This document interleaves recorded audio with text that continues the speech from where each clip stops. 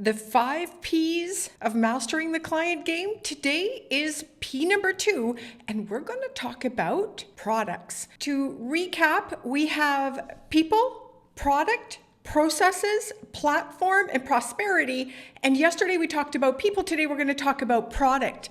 And something that I am personally right in the middle of is something that I thought was, and of course, being very judgmental of myself, thinking I had it wrong, and I don't think I'm the only one, and I'm careful with the word quote unquote wrong. First thing is, we have to solve problems. Yes, we have to solve problems for potential leads and clients versus solving our own problems. So that can be challenging when you have rent to pay and mortgages to pay and you want to take a trip to Florida, right? You've got to be really cognizant of what is it that you are working on that's going to help solve a real problem in the marketplace. Because FYI, there are no shortage of problems. I have 100 of them at the moment, right? Okay, I'm exaggerating, but you know what I'm saying. There's always a few things in my business, in my life that I'm dealing with at any given moment. And yes, I would love to be able to go out and solve them all. I'm missing time, I'm missing information, I'm missing the motivation, I'm missing help, assistance, I'm missing a few pieces, right? So when you are out and about on the interwebs, first thing is listen to your customer. We talked about that P yesterday. We talked about you, your client, your competition, and your environment, right? So you need to get back out into all of those and start walking around. I personally am running Facebook ads to see what's going to take, right? What problem do they want solved by me? And in a way that makes sense to them. So I want to talk about that mindset. Really important to switch it to the problem that you solve, right? So how many of you feel that you could use a little help in this area, right? My hand's up. COVID has still got my throat. It's really important to understand this piece, and then we can start to take a look at the rest of it. So there are a number of different things that I think are important to understand. Now, am I talking about a coaching offer, consulting offer, a service-based business offer, or am I talking about an offer or a product? You know, those words are so interchangeable in a funnel, and you want to sell it in an SLO funnel, a webinar, or something. Now what I'm going to talk about is really important for all of them. I see a lot of service-based businesses, coaches, digital marketing agencies, etc. miss some of these points that I'm going to break down for you. So I learned 99.9% of everything that I know from Julie Chanel. We're going to just always give her credit.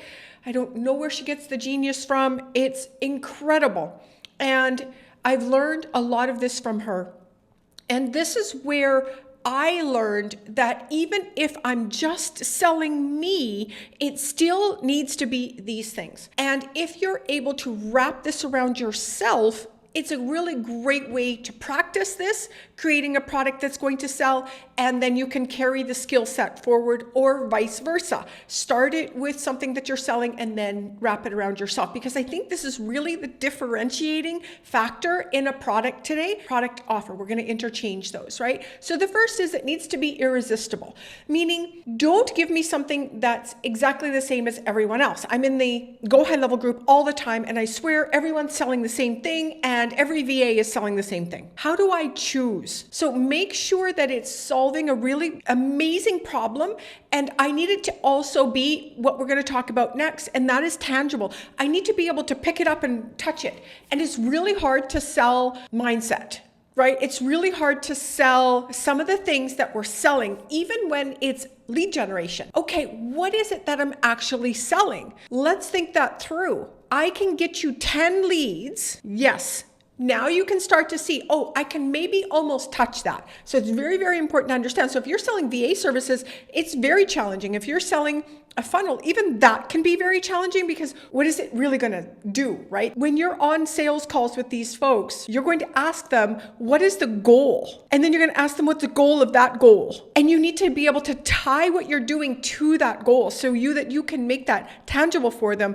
And then the next point, number 3, is you need to absolutely be repelling. And what do I mean by that? You need to be prolific. I talked a little bit about this yesterday. You need to have a stance. You need to say, click Go high level, go to ClickFunnels, we can't even talk. No, if you're over there, bro marketing, you're doing all of that, we haven't got time for that, it's fine, see you later. I've got a little bit of a personality in here, which is you're not gonna hook up with me and not do the work. So I'm gonna give you 3 tasks before I'll let you hire me, because you're going to come back to me if it doesn't work, but it was you that wasn't working. So you're going to come back to me with those tasks done, and then we go out and then we might talk about it, right? Because the next point number 4 is proprietary. This one is really important. You need to own it. You need to be the one. So for us around here, it's the client code. We're going to teach you how to work with clients. And you need to get your leads turned into clients. And we've got all the stuff around the client code, and it is delicious, right? It's aspirational, which is number 5, meaning if I can get you more leads and more clients, and you can get more money for those clients, because I can show you how to do that too, then we're going to get you to a place of financial freedom, and then we're going to get you to living into who you really are, right? And then number 6 is it's got to fall out of your mouth. I was talking to somebody the other day. I can't remember how long the domain was. It's about this long. And I'm like, no, you've got to go and find a name for everything. Have your domain name for your name, but you need a name for your product and your services. They're $8. Stop buying Starbucks coffee. Buy a bloody domain. Can you hear the repelling? Let's take this serious, folks. You can't tell me you don't have $8, because if I can't remember your domain, now I love to listen to Dateline, or listen to the podcast. Dateline.com/ Dateline.com. Everything they're promoting is the / afterwards. Do you notice I can't remember? One of them's a school, one of them's Rosetta Stone, maybe, right? Do you know what I'm saying? I can't remember it. It needs to be rememberable. Right down to when you go to book a call with me, speakwithpamela.com. I'm going to take you right to the calendar. What? Yes. Make sure it's easy to remember and cool. Next, people are going to need it, not want it. Not you want them to want it. They actually need it. So back to point number 1, P number 1, we're going to be talking about the people. You need to understand. It needs to also be, number 8, a shortcut. It needs to make it easier for them in some capacity. Number 9, you need to be able to bloody market the thing, meaning you have to turn it into something that you can write on paper and put it out into the world, and it makes sense. And then number 10, you got to price it right. And what do I mean by price? Well, price is always, always, always, always, always, always, always, always, always. I'll never forget Julie telling me this, and I wanted to strangle her a couple of times. Almost every one of those questions, I wanted her to tell me the answer. You want me to tell you the answer too, I bet. Yeah? Well, here it is. 4 words. The marketplace will decide. Nobody talks about that on the interwebs, right? We think we all get it perfect the first time out. Absolutely, it doesn't. I'm not the smartest marketer, but I'm also maybe not on the bottom of the scale. I'm kind of somewhere in the middle. I'm working on it. And I still have to work on this every single day.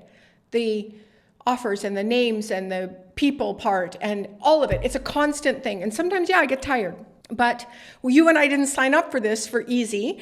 And you and we're consumers on the internet too. We may not buy our own things, but we're consumers on the internet. And you need to stop and think about, what do you buy? What don't you buy? What bores you? What's interesting? Listen, and then evaluate your own stuff. Really give it a good look and see, and then put it out and test and test and test and test and test and test and test. And tomorrow, we're going to talk about P number 3, which is processes. I'm going to help you understand how to test, because you're going to use some tools and some systems, but we're going to talk about processes next. So it's really, really important that you need to have a product that's sexy, that stands for something, that solves a problem, that's interesting, that you can talk about on the internet, that's priced in a way that people will buy it. It's a credit card chuck and offer, I call it. Give me my card. Where's my card?